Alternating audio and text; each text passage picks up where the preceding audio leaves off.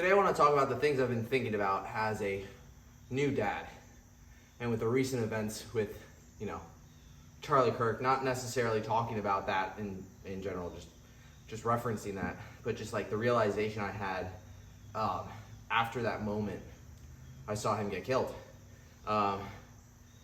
Every day now, since that moment, before that moment, I was going through the motions of being a parent, making sure I was providing for my family, working, right? Making sure the house is somewhat tidy because my wife just can't handle it right now because she's taking care of DJ and making sure everything is like, not perfect, but like running, a tight running ship in the house. And I was running through the motions of that until I saw, Charlie get assassinated.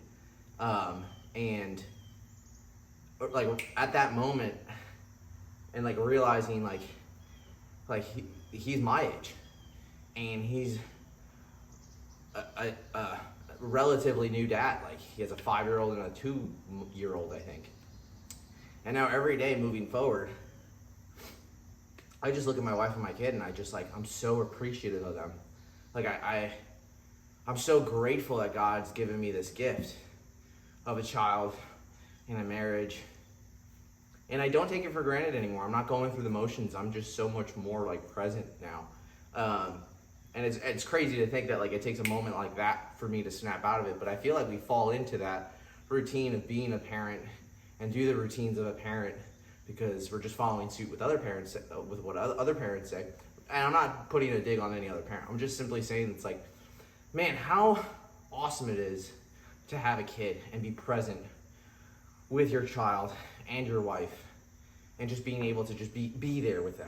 Like just that moment alone, I was watching them sit on the couch, just rocking back and forth. And I was just watching them, and I was just in awe, and I was just so grateful that I got to be there, sitting on the other end of the couch, just watching them rock back and forth. And as a parent, it just makes me feel like we just have to be there more in those moments than everywhere else, like working really hard, making a lot of money. Those things are important, but like the most important things are just being present and just being there to witness that. And yeah, that's where my mindset has been lately, and like nothing else matters. Not my hobbies, not my personal like ambitions, nothing. Like, or my work, like nothing else matters other than that. So that's where my mindset's been at. It's great, like it's kind of a great perspective. I'm appreciative that I have now. I'm fortunate that with what's been going on now, and I'm not going to get into that right now. But that moment alone just made me realize how grateful I am. In other news, I just did like an extremely hard workout that I really was struggling to like the movements weren't hard, right? It was rowing, it was some GHD sit-ups, it was some pull-ups, and it was a little bit of running as well.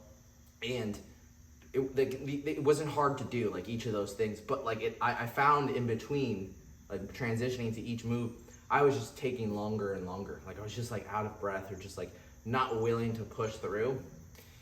And in times, I remember back when I used to like work out really hard, like I always say like, don't be a little, don't be a little pansy, and other words, but and just push through. But like now, like my mental is so burdened by so many other things in the world with my family and stuff like that. I don't have that capacity to do that anymore. You can call me weak or whatever, but it's like, this is a real thing. But what I found is, what I was telling myself was like, hey, just do it. Just keep moving. You're not gonna fail it. Just do it. Don't worry about how long it's taking you. Don't worry about it. Just keep going. Just keep going. Don't worry about it. You're not trying to prove anything. Like I was giving myself encouraging words of just keep going. And I found that I was like getting in a groove again. I felt a little bit better about myself. I wasn't putting myself down anymore. And so like I was pushing through.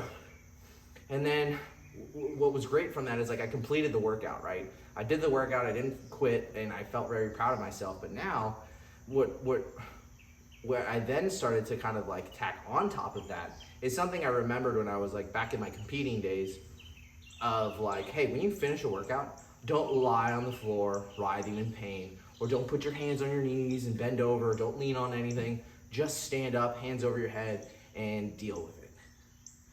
And I was like, that was when I first started getting into shape, getting into the sport of CrossFit. That was something that was super valuable to me, because like when you didn't see the result from that like immediately after. You saw it like compound after a long period of time, and you were able to push through like those hard moments in the middle of a workout. So like how you do the little things, like post workout when you're done, you can do whatever you want, but you choose to deal with the pain during a workout, during competition. You're going to be able to deal with that pain with the same mental, because that's when it matters more. So I just started implementing that. I just started doing that. Like literally after this workout, I wanted to get off that rower, and I just wanted to lay on the floor and just like in agony. And I was like, you know what, I'm not gonna do that. You know, at first, like I had a seat on the bench, and then I was like, no, let me get up.